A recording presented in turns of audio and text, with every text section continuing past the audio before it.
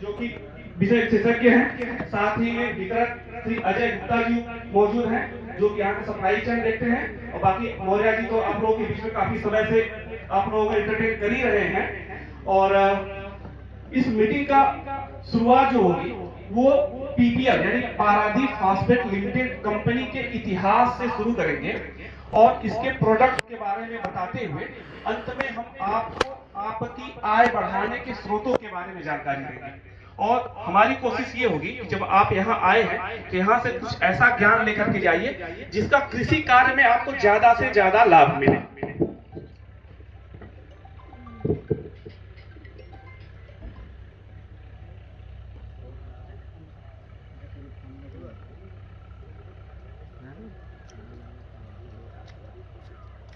एक बार सर का परिचय बता दीजिए। सर का परिचय अगर हम देना चाहें तो आप मार्केट डेवलपमेंट ऑफिसर हैं मिस्टर प्रदीप कुमार सिंह, जो कि पूर्वांचल के सारे जिलों को देखते हैं।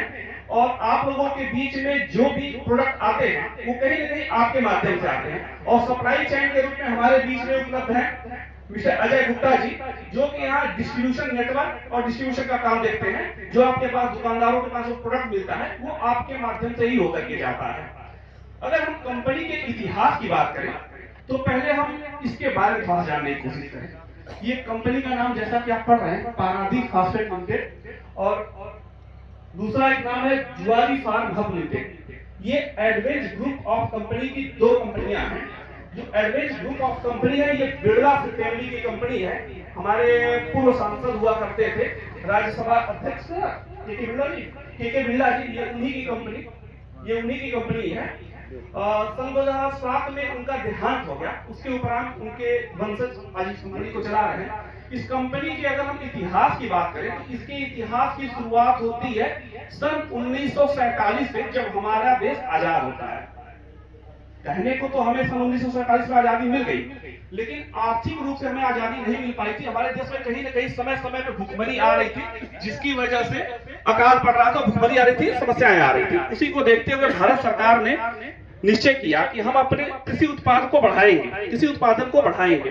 उसके लिए समय समय पे कभी उन्होंने यूरिया की फैक्ट्री लगाई, कभी डीएपी की फैक्ट्री लगाई। उसी क्रम में सन 1982 में बिरला ग्रुप के सहयोग से भारत सरकार ने पारादीप, एक जगह है जो कि उड़ीसा में पड़ता है भुवनेश्वर के पास, वहां पे एक प्लांट लगाया जिसका नाम था पारादीप फास्फेट लिमिटेड। ये गवर्नमेंट फैक्ट्री हुआ करती थी उस समय। ये सन 1982 से लेके सन 2002 तक गवर्नमेंट ने इसको चलाया और सन 2002 में इस फैक्ट्री का प्राइवेटाइजेशन हो गया, यानी कि प्राइवेट हाथ में चला है।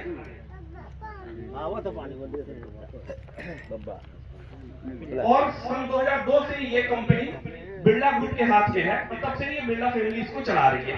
बिरला फैमिली द्वारा जब से ये चलाई जा रही है, शुरू में इसमें सिर्फ फास्फेटिक खादें ही आया करती थी, लेकिन समय जैसे जैसे बदलता गया और ये महसूस हुआ कि सिर्फ फास्फेटिक खादों से हमारे खेत की जो आवश्यकताएं वो पूरी नहीं हो पा रही है।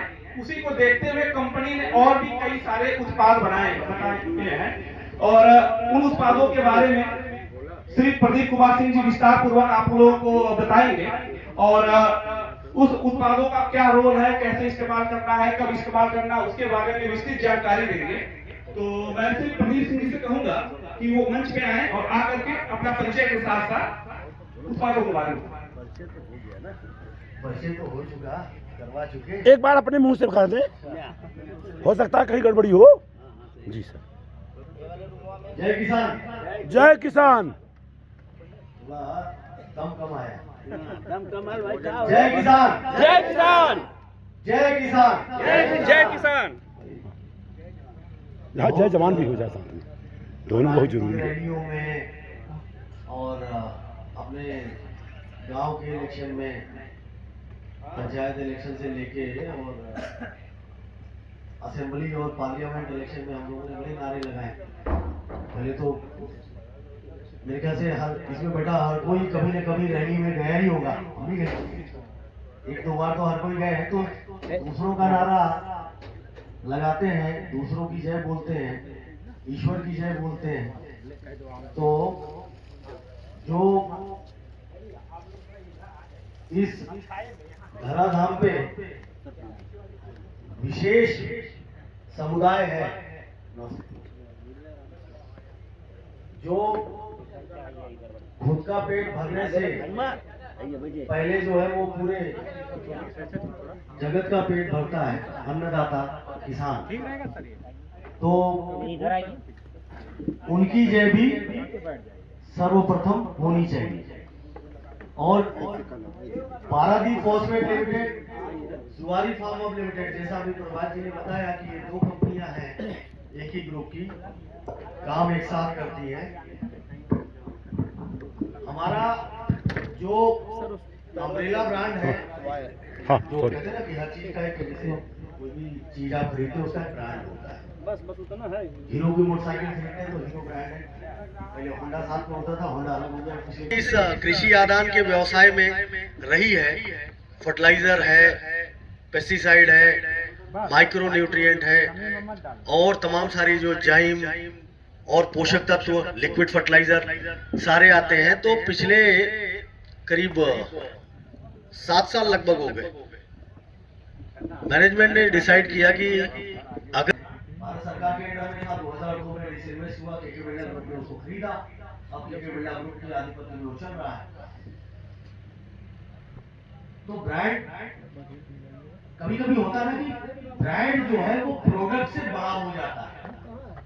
हम ब्रांड के नाम से उस उत्पाद को मांगते हैं, अब वो चाहे झूला दे दे, चाहे रथ दे दे, चाहे डालडा दे दे, हो जाता है ना वो रजिस्टर पे, लेकिन हम मांगेंगे डालडा हो जाओ ना रजिस्टर पे जो दस्तखत हो रहा है, चाहे क्लोजर लेके आए, चाहे बाबा जी का संक्रांति लेके आए, लेकिन हम मांगेंगे कोलगेट करवाते आगे। सबका करवाइएगा बेटा, जाओ। और उस दुकानदार को भी पता है कि आपको पेस्ट चाहिए, टूथपेस्ट चाहिए, अच्छा ये ना भाई बा, अच्छा ठीक है लावा ये, या इन्हें तो हमका चाहत रहा।